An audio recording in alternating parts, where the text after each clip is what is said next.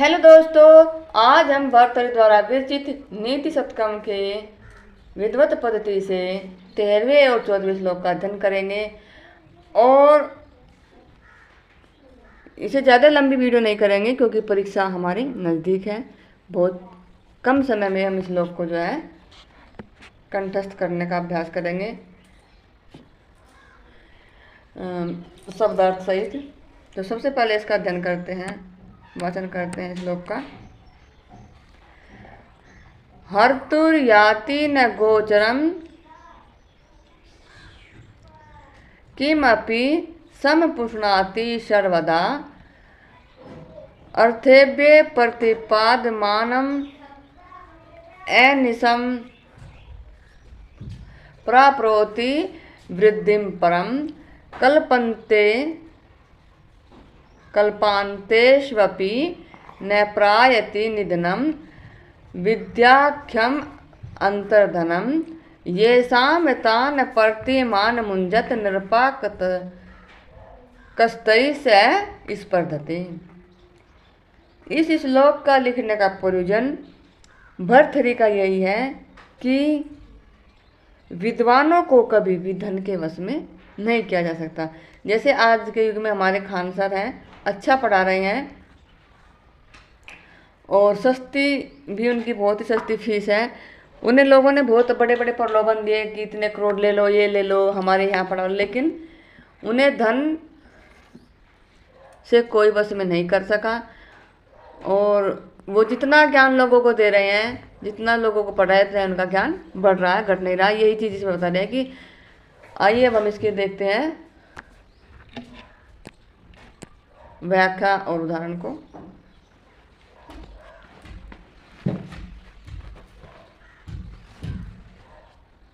विद्याख्यम अन्वय से हम इसको शुरू करते हैं।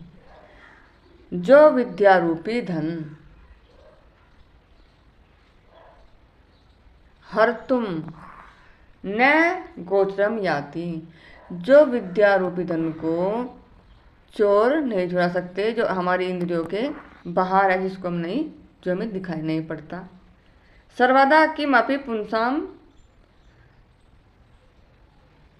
सर्वदा माने हमेशा, जो हमेशा अपि साम पुष्णाति सुख की वृद्धि करता है। अर्थिभ्य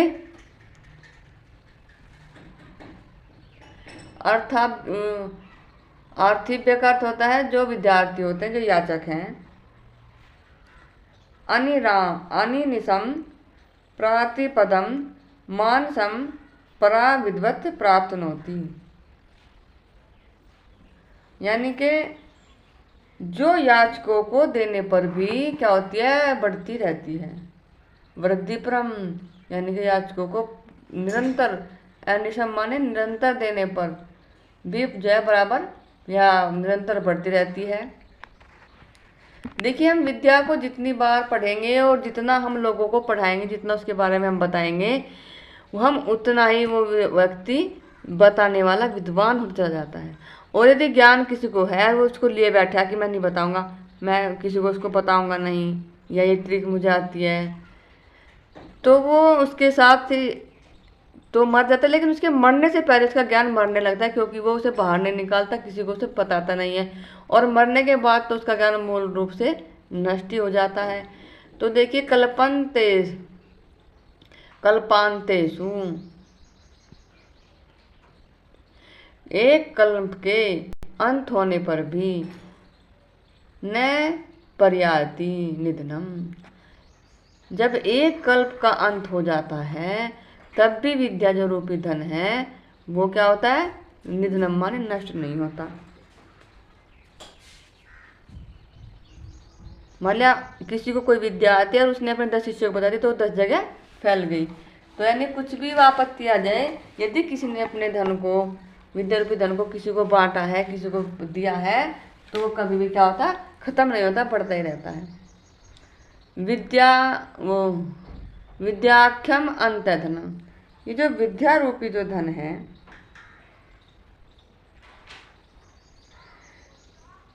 नृप माने राजाओं, ये शाम तान प्रति मान मुंजत। राजाओं को इन महापुरुषों के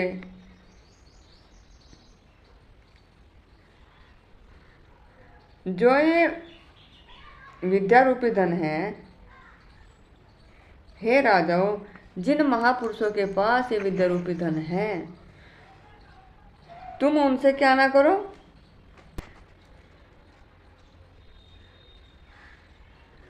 ऐसा विद्या धन है राजाओं, विद्या एक ऐसा धन है राजाओं जिन महापुरुषों के पास है, उनके प्रति घमंड करना छोड़ दीजिए और भूल कर भी घमंड न कीजिए।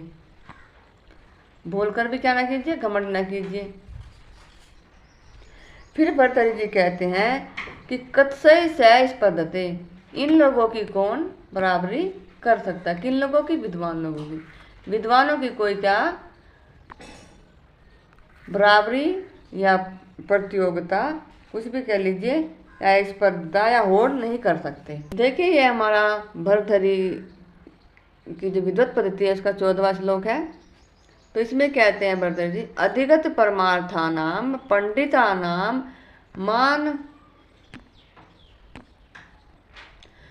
मानवस्था अस्थास्त तीर्ण मिव लघु लक्ष्मीनेव तान संरुद्धति अभिनव मदलेखा श्याम गंडस्थलानाम न भवती विस्तंतॄणानाम वारणानाम। भर्तृहरि जी कहते हैं कि अधिगत परमार्थानाम, जिन्हें तत्व ज्ञान प्राप्त हो गया है। अधिगत परमार्थानाम का अथवा जिन्हें क्या हो गया है? तत्व ज्ञान प्राप्त हो गया है।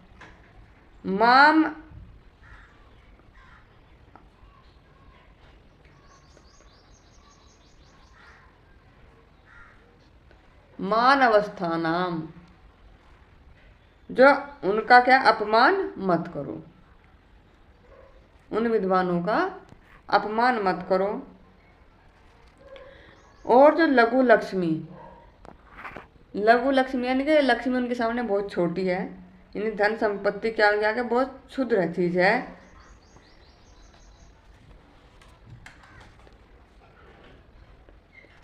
सुनरद्धति का अर्थ होता है कि उनको यह रोक नहीं सकती। धन संपत्ति का जो लालच है, जिनको तत्व ज्ञान का ज्ञान हो गया है, उन्हें यह धन रूपी जो तुच्छ लोभ है उन्हें रोक नहीं सकता। तान माने उन लोगों को। अभिनव मद लेखा, जिस प्रकार, अभिनव माने नवीन नवीन, अभिनव का होता है नवीन, मद की रेखा, जो एक जवान हाथी होता है, जब वो जवानी में होता है हाथी पूरा, तो उसके जो है ना मद बहता है मस्तिष्क से, एक तरह का तरल पदार्थ होता है, उसमें सुगंध आती है। जब वो मद बहता है तो उसके कपोलों पर आ जाता है और उसके निशान, उसके जो है निशान पड़ जाते हैं, लकीरें से हो जाती है काली काली उसके गालों पर, और वाण नाम हाथियों के। जब नवीन यानी जवान हाथी के, जो बिल्कुल जवानी में भरपूर होता है हाथी, तो उसके मद से, उसके जो मस्तिष्क से एक मद निकलता है, एक तरल पदार्थ निकलता है, एक तरल पदार्थ निकलता है जिस विस्तंतुना नाम वारणा नाम। भर्तृहरि जी कहते हैं कि कमल के डंठल के सूत से, जिस प्रकार हम हाथी को एक जो कमल लगता है किसी टहनी पे, इस तरह ये कमल की नाल हुआ, इस पे यहाँ पे कमल खिल गया। और ये जो होता है ना, ये बहुत ही, ये जो होता है ये बहुत ही जो है ना नाजुक होता है। यदि इस नाल से हम एक विशाल काय हाथी को बांधने चले तो हम उसको नहीं बांध सकते। किससे? कमल नाल के डंठल से, उसे विषतंतु बोलते हैं, जिसपे कमल लगता है ये। और ये जो होता है नाल, इसको विष बोलते हैं, इसकी सब्जी बनाते हैं लोग, इसका अचार भी बनाते हैं। ये बड़ी नाजुक और बड़ी, क्योंकि पानी में अंदर रहती है तो बहुत ही मुलायम होती है, इसके अंदर पानी भरा होता है कसेला कसेला, तो इससे हम हाथी को नहीं बांध सकते हैं। इसी पर जिस प्रकार हम मत वाले हाथी को, जिसके मद बह रहा हो, उसको विषतंतु यानी कि कमल के डंठल के सूत से नहीं बांध सकते, वारणा नाम का अर्थ होता है बांधना, हम उसको नहीं बांध सकते। तो एक बार इसकी व्याख्या देख लीजिए। जी कहते हैं कि जिन लोगों को तत्व ज्ञान प्राप्त किए हुए हैं, पंडितों का अनादर मत करो। जिन पंडितों ने, जिन विद्वानों ने आत्मज्ञान को प्राप्त कर लिया है, उन पंडितों का अनादर मत करो। तिनके के समान तुच्छ लक्ष्मी उनको बांध नहीं सकती। तिनके के समान जो लघु लक्ष्मी है, उनको उनका लोभ कि भाई 10,000, 20,000, लाख, ये जो उनको क्या नहीं रोक नहीं सकती। जिस प्रकार अभिनव मदलेखा सामगंडस्थला नाम, जिस प्रकार नवीन मदलेखा से जिन मतंगों के गंड स्थल काले हो गए हैं, यानी कि जो जवान हाथी होता है, और जवान हाथी के मस्तक से एक मद बहता है, और जब वो आपने कभी गांव में हाथी आए होंगे, वो आते हैं हाथी को लेके गांव में, हाथी वाले, तो आपने देखा होगा, किसी हमने भी देखा है कि उनके एक गीले हो जाते हैं यहाँ से, जैसे कान से लेकर यहाँ तक सूंड उनकी गीली हो जाती है पूरा। तो उसकी इससे ये पहचान पड़ती है कि ये हाथी बिल्कुल जवान है, इसके मद बह रहा है। तो जब ऐसा मद बहने वाला मतवाला मतंग हाथी हो, और अगर यदि हम उसे काहे से बांधे, विष तंतु माने होता है कमल के डंठल से, वाणा नाम बांधना। कवि कहते हैं कि जिस पर जो तत्व ज्ञान प्राप्त पंडित लोग हैं, विद्वान हैं, उनका अनादर न करो, सम्मान करो। लक्ष्मी तो उन्हें तिनके के समान दिखती है और उन्हें लक्ष्मी नहीं बांध सकती। जिस प्रकार नवीन मदलेखा से जिन मतंग, यानी जिन हाथियों के गंडस्थल काले हो गए हैं, उन हाथियों को बांधने के लिए कमल के डंठल का सूत या जंजीर नहीं हो सकती। यानी कि हम कमल के डंठल को उनकी जंजीर नहीं बना सकते, नहीं उनको बांध सकते। तो भर्तृहरि जी अपने इस श्लोक के माध्यम से कहते हैं कि देखिए भाई, विद्वान जो है धन के वश में नहीं किया जा सकता। इस श्लोक में दृष्टांत अलंकार है, क्योंकि लक्ष्मी तान ने संरुद्धति वारम ना वारणा नाम वारणा न भवती। इस प्रकार दो पृथक वाक्यों की समानता, पृथक वाक्यों की समानता दिखाई जा रही है। इसमें मालिनी छंद है,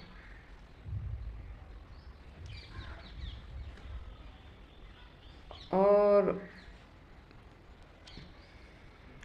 एक बार फिर हम इसके शब्द अर्थ को देखते हैं। अधिगत परमार्था नाम का अर्थ हुआ, अधिगत परमार्थ नाम का अर्थ हुआ जिन्हें तत्व ज्ञान प्राप्त हो गया है। पंडिता नाम ऐसे विद्वान लोगों को मान मस्था तृण एवं लघु लक्ष्मी, उनका अपमान मत करो, क्योंकि तृण के समान लक्ष्मी या क्षुद्र संपत्ति संरुद्धति उनको रोक नहीं सकती, उनको झुका नहीं सकती। कैसे नहीं झुका सकती? देखिए, विद्वानों को तो संपत्ति नहीं झुका सकती,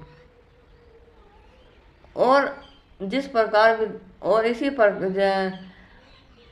जो अभिनव मदलेखा सामदल गंडना नाम न भवती विस्तंतुर वारणा नाम, उसी प्रकार जो नवीन जवान हाथी होता है, उस मतवाले नवीन जवान हाथी को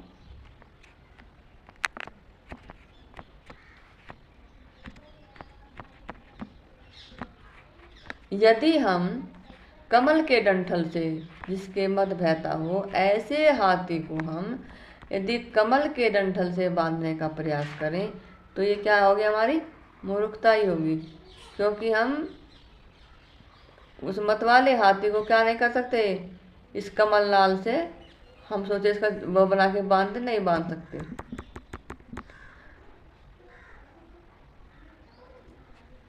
तो भरत जी कहते हैं कि हे राजाओं, आप अपने धन पर इतना घमंड मत करो, क्योंकि जो विद्वान लोग हैं जिन्हें तत्व ज्ञान प्राप्त हो गया है, उसे आपके धन से कोई मतलब नहीं, वो उनके तुनके के समान है। जिस प्रकार नवीन मत वाला हाथी, नया नया हाथी जिसके मत बह रहा है, उसके क्या गंडस्थल काले हो गए हैं, ऐसे हाथियों को बांधने के लिए यदि कमल के डंठल सूत की हम जंजीर बना के इसे बांधा नहीं जा सकता। अब अगला श्लोक देखते हैं।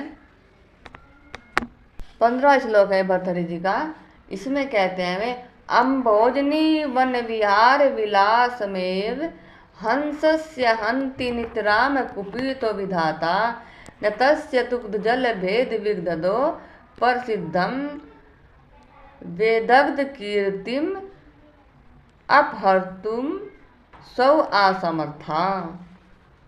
भर्तृहरि जी कहते हैं, हम विद्वानों के गुणों का अपहरण नहीं कर सकते। भर्तृहरि जी बताना चाहते हैं कि हम विद्वानों के गुणों को नहीं छीन सकते। उन्होंने कहा कि अम्भोज वन विहार,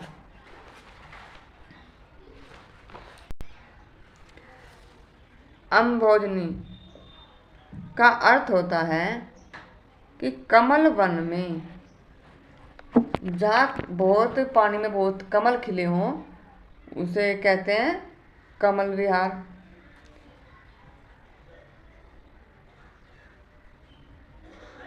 नितराम माने होता है एकदम या पूरी तरह नष्ट करते।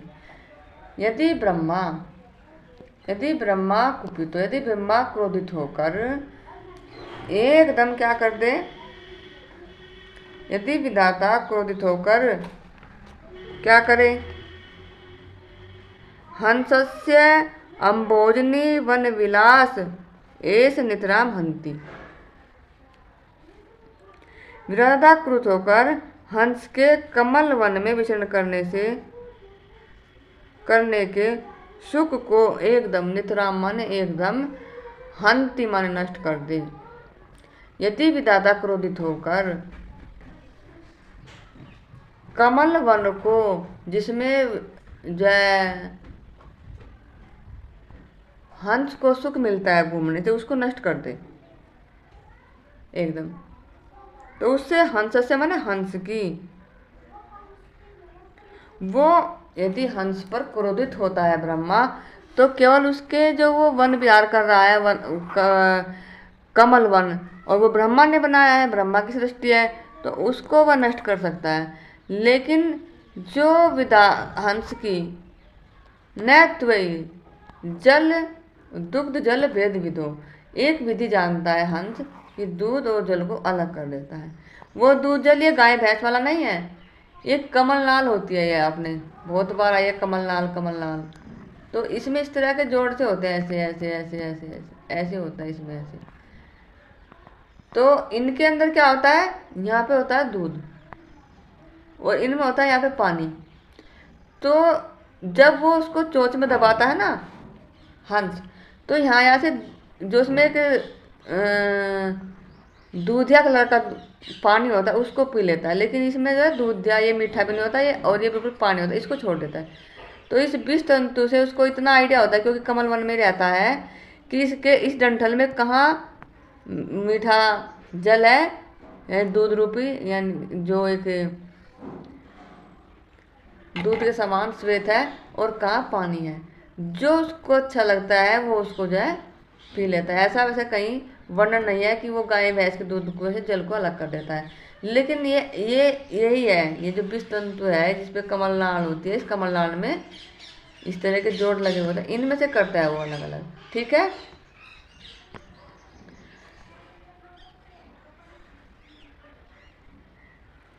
तो जो विधाता कुपित होता है, जब विधाता क्रोधित होता है किस पे, हंस पे, तो वो उसके जो उसमें वो विहार करता है जिस कमल वन में, उसको ही क्या सकता है, उजाड़ सकता है, नष्ट कर सकता है।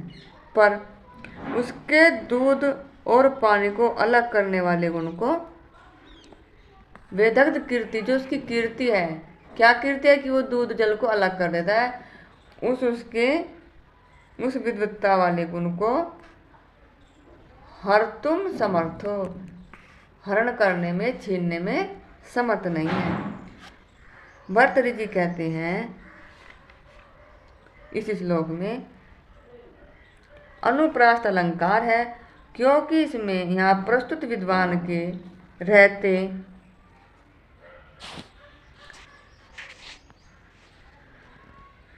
तुल्य हंस का वर्णन किया गया है। इसमें वसंत तिल का छंद है जिसका लक्षण उक्ता वसंत तिल का तब जऊ जगऊ गा है। इसके 12वें व 7वें श्लोक पर यति होती है।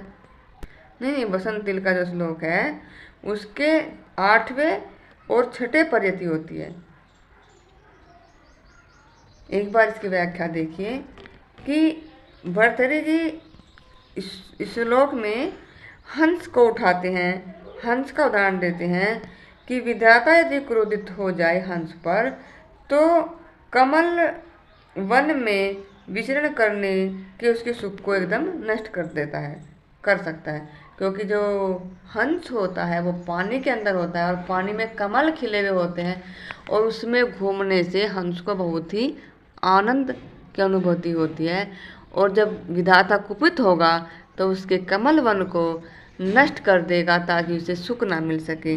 लेकिन एक कीर्ति और है हंस के पास, वो कीर्ति है वेदग्ध कीर्तिम अप्रतु, जो उसके पास जल, दूध और जल को भेद करने की विधि है कि कहाँ दूध है और कहाँ जल है, वो एक जो उसकी प्रसिद्धि है उसको विधाता हर तुम असौ असमर्था, उसका हरण करने में, उसे खत्म करने में क्या है, असमर्थ है। यानी कि उसके उस कीर्ति को, उस गुण को उससे ब्रह्मा नहीं छीन सकता।